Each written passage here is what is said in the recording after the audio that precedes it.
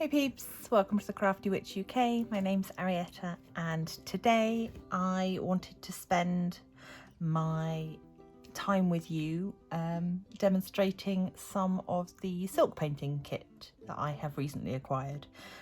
It's something that I have talked about on the channel a couple of times, and I figured what better way to explain it to you than to show you on WIP Wednesday. So I've got here some of the silks which I have purchased online. They are from a company called SilkCraft, and I've already done some of these, but in each pack you get a few sheets of silk which come pre-patterned. So this one is all flowers, and then this pack is animals. So I think we will do a flower to start with today. We've got, which one do we like? Choices. I think I'm going to go for this one. It's like, I think it's a peony, possibly. And then just pop those away. I'm not too fussed about it looking, genuine, like a real flower. So I'm not going to follow any of the colours or patterns that are on the example pictures. I'm just going to go in and make it my own. So I'm using, this is one of the small IKEA picture frames. For silk painting you can use an embroidery hoop to stretch out your work, or you can use any sort of wooden frame that you can pin it to, but you do need it to be taut and off of your work surface. These are little silk pins, but when I first started out I was just using drawing pins. They work just fine, and just need to stretch this across the opening.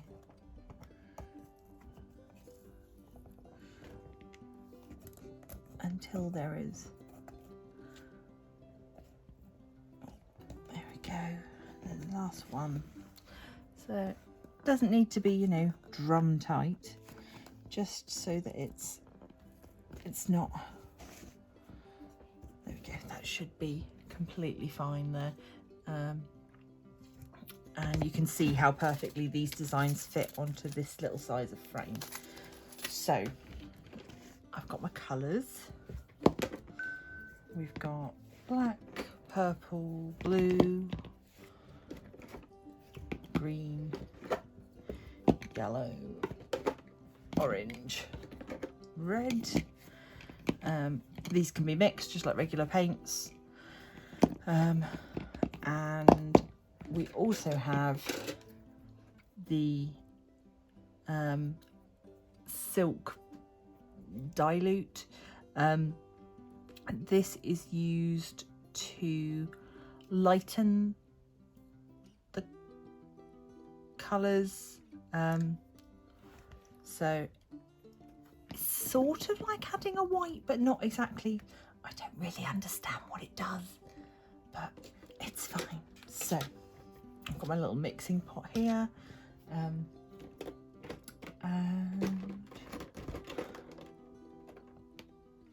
oh, that's some sort of a nice woody green colour that I had made up for a previous painting.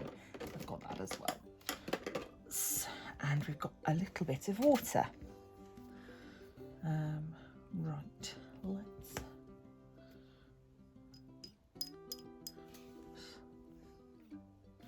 Okay, so the trick really is to start in the middle of each shape and allow the paint to work out to wherever you need them to be.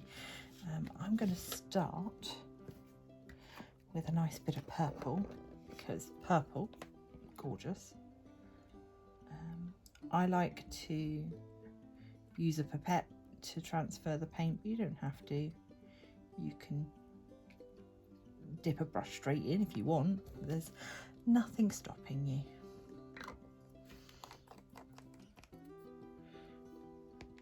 And into that I'm also going to add, I think, a little bit of blue.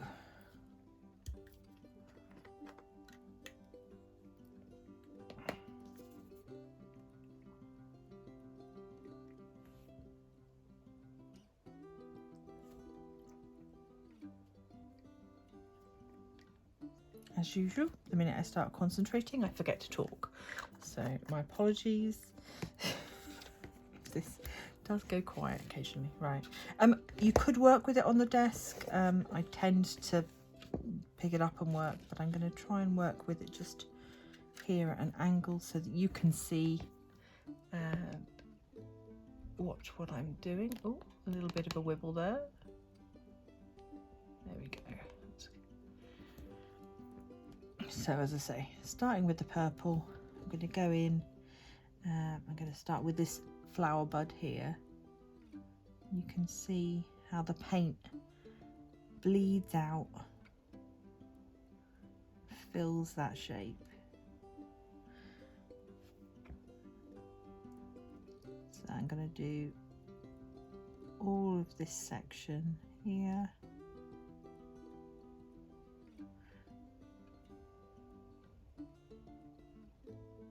Bit too much on that one. That's okay. I'll add to the shading. And then I'm going to come in with the blue and just down that bottom edge.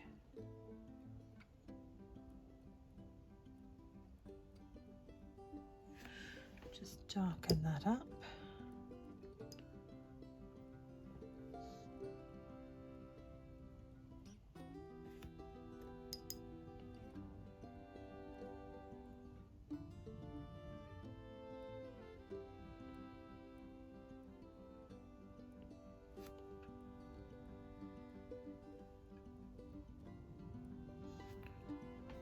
Okay, so we've got that lovely deep royal purple colour. I'm going to work on all of the buds so that we get a similar tone to all of them. Do be careful when you've got small gaps to fill that you don't go over.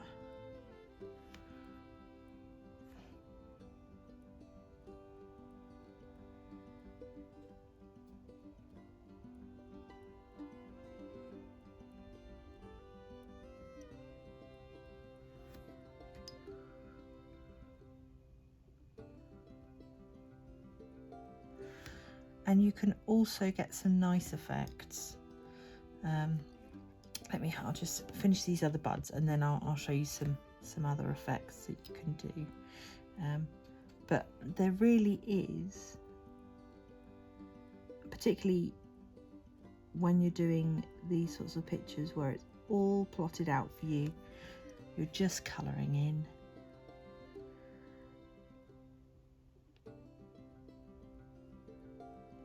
And it's so quick, so simple, and really, really effective. Let's just add that blue, dragging it up.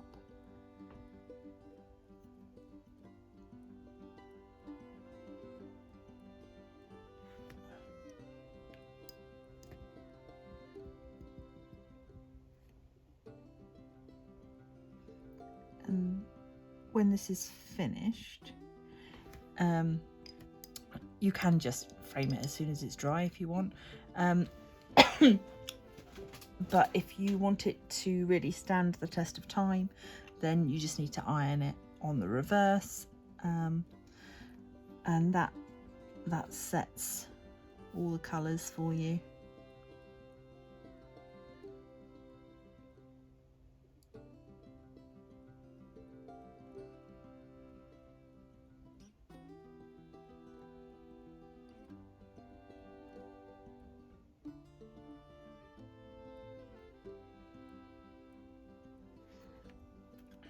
really is quite magical.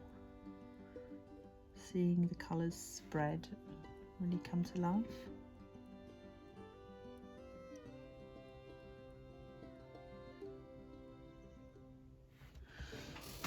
Right, now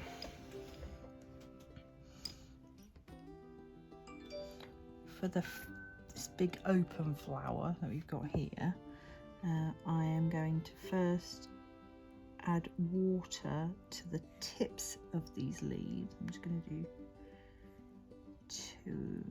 Oh no, I could do all of them, that's fine. Yeah. So add some water to the tips, and then I'm going to go in at the base of the leaf with the purple, and then you'll see that spread.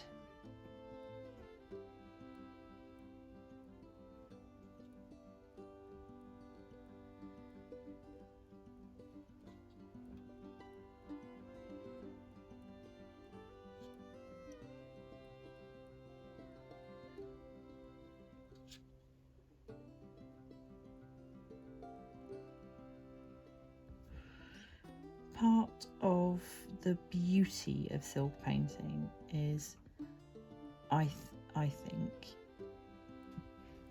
just the sort of very free-form nature of the colours. It's I don't know, I just find the whole thing quite magical.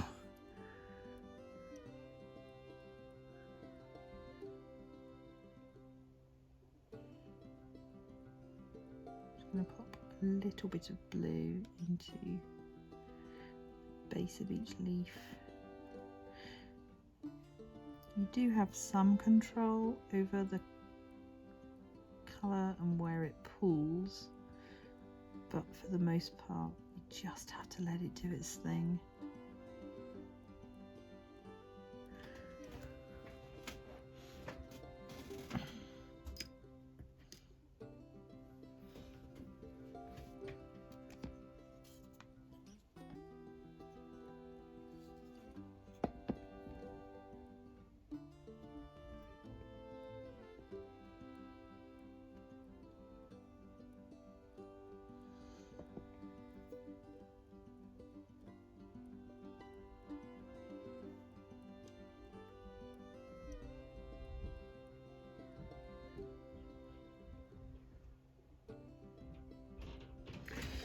Okay, so for these inner petals of the flower, I think we'll just go purple. I won't add the blue.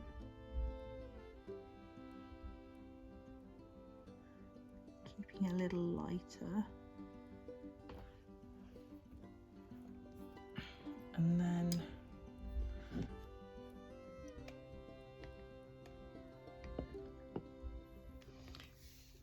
we go in with really nice bright orange, I think will be perfect. Just grab another pipette. Ow. Out of my reach, there we go.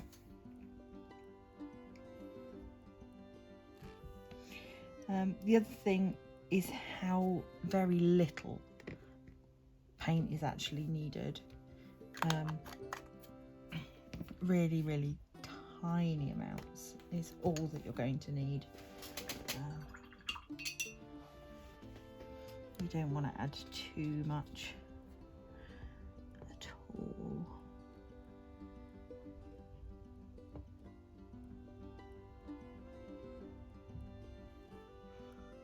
There, that lovely contrasting bright orange. I think that's nice.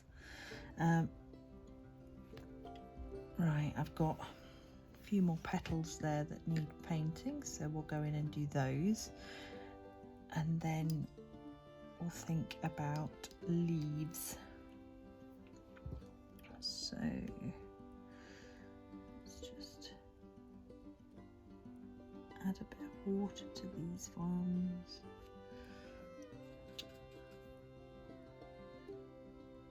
I want purpley tips.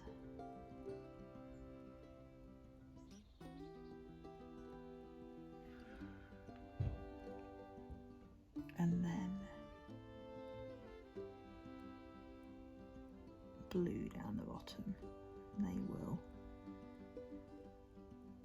come together to make one colour in the middle.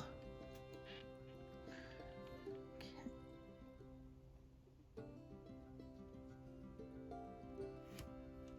Same again up here, and go light purple on the tips.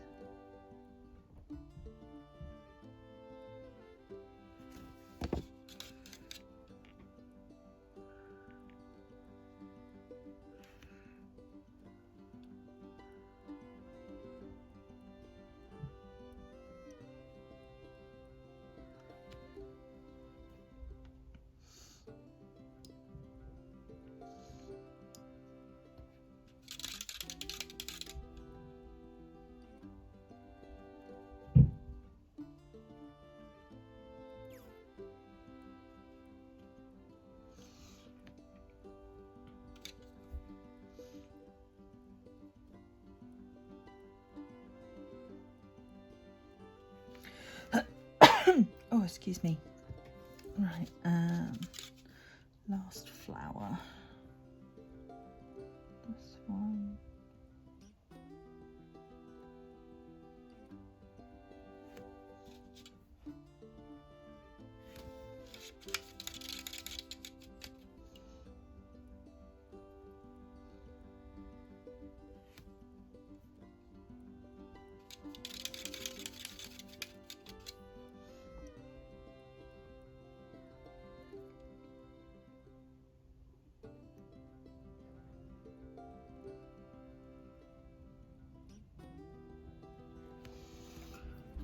Right, so let's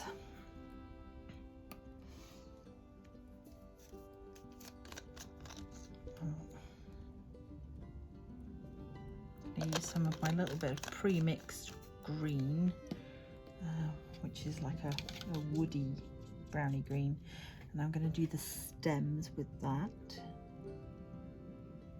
Just going straight in. Doesn't need much.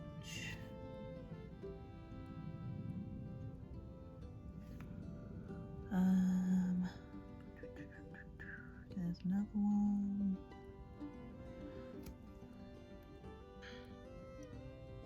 Yep.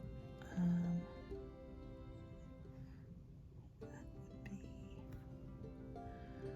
Yep. That's perfect. And then just add a little bit of yellow.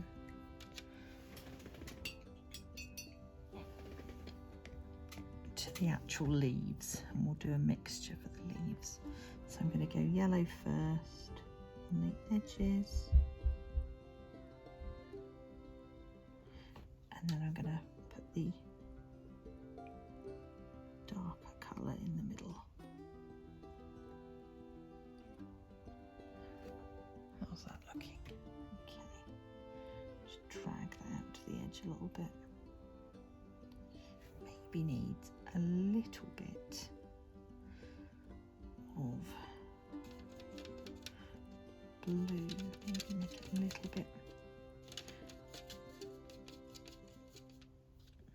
Sorry, I'm muttering away to myself here. This is not a very exciting thing for you guys to listen to as I make random decisions about colour. I'm just trying to get a nice leafy green that I'm happy with. There we go, that's better. It's a bit less autumnal, but we can fix this one just by layering a little bit on top, because there's nothing wrong with the shading of that original colour. Adding in, just, yeah, there, pleased with that. So we go in, do these sort of side, I don't know what these parts of the plant are called, it's like little green bits that sit underneath the flower, And then we've got another 2 leaves up here. So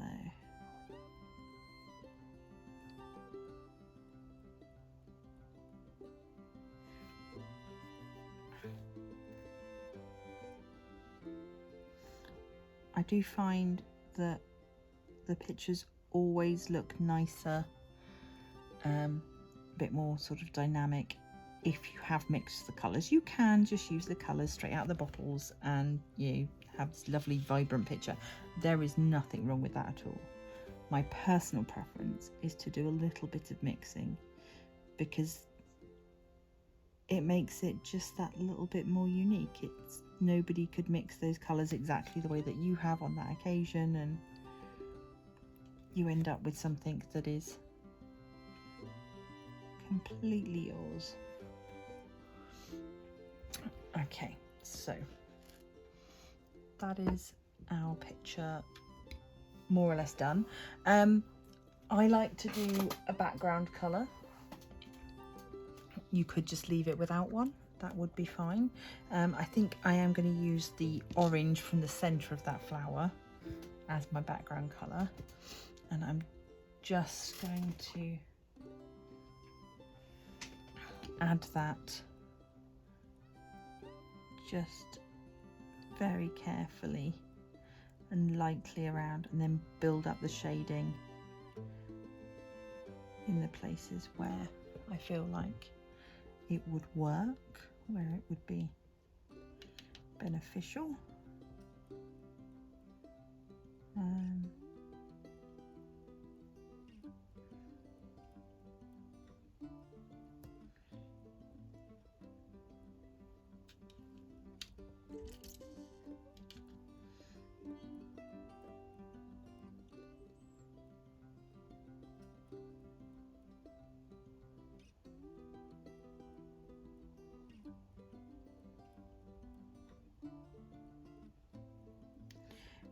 You can always let one colour dry before adding a layer over the top. That's completely fine.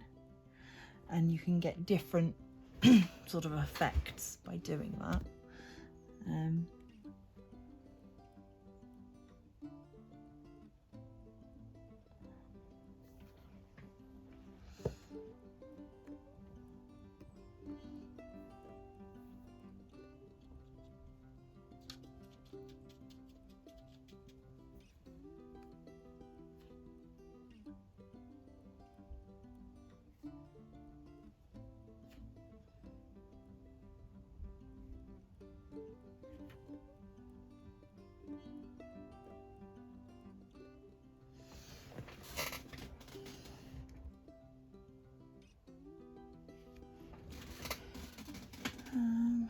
Okay, I'm just going to go back in and do those stems again because I'm not quite happy with how that colour's come out. I'm going to use a slightly greener green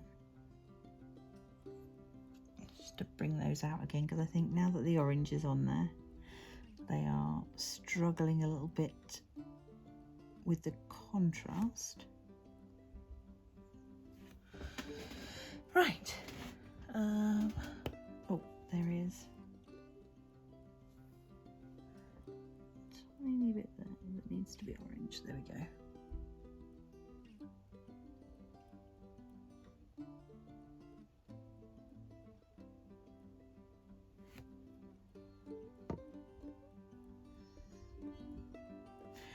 There are a number of fancy techniques that I have tried a long time ago and need to get back into, such as adding salt to the silk painting whilst it is still wet, and that sort of draws out some of the colour, which creates an interesting look. But yeah, for the most part, this is a very basic example of silk painting. I will let this dry and pop a picture in at the end so you can see what it looked like when it was dry, but I am very happy with that. very happy indeed. So just so you know, the silk paints that I am using are Seta Silk by Pibio.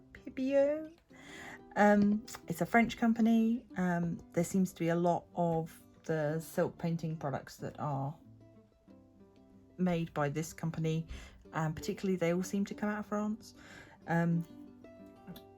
The paints came in a kit that I picked up off of eBay because I couldn't find anything that was right for me and, you know, was a good beginner's set.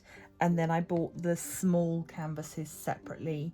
You can go to the SilkCraft website where they sell from their own site, but you can also buy these packs of silk canvases. They can be purchased from Amazon reasonably cheaply. So yeah, these are 10 centimeters by 15 centimeters. The artist, I think these are both the same. Oh, does it say? The animal prints are by the artist Arietta Clay, but the flower designs, it doesn't say who they're by. I wouldn't be surprised if it was the same artist though, because certainly there is a similarity in. Oh yes, it does. Yeah, Arietta Clay. Here we go. So yeah, really lovely. I picked up. I've ordered a few more of these little silk canvases. You can also get this kind of thing where there is silk that comes pre-stretched and ready for painting, so you can do your own design on that. I'm going to save that for a future video. And then you can also buy obviously scarves, handkerchiefs, waistcoats, all sorts of things that can be purchased and then adapted, designed and, you know, beautified in your own way. But yeah, so I just wanted to share that with you today. I realised that, you know, this is only sort of a half an hour whip and mumble. I hope that if you've got any questions about what I've done today, you will let me know. As I say, I will do another silk painting demonstration in a future video where I will talk about using gutter to create your own outlines, like the gold outlines that we've got here. And I'll show some of the other techniques and things, but hopefully this has given you a little bit of an idea.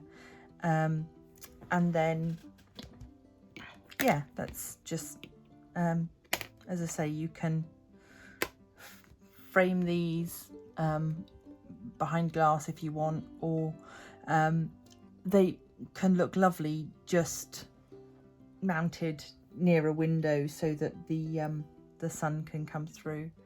It creates almost like a stained glass effect. But that is for another video. As I say, I'm gonna leave this one to dry. I don't want to speed it along too much because you can affect the way that the colours spread by doing that, and I don't want to affect it because I like the way it looks. So I'm going to leave it to dry naturally, and I will insert a picture at the end of this video.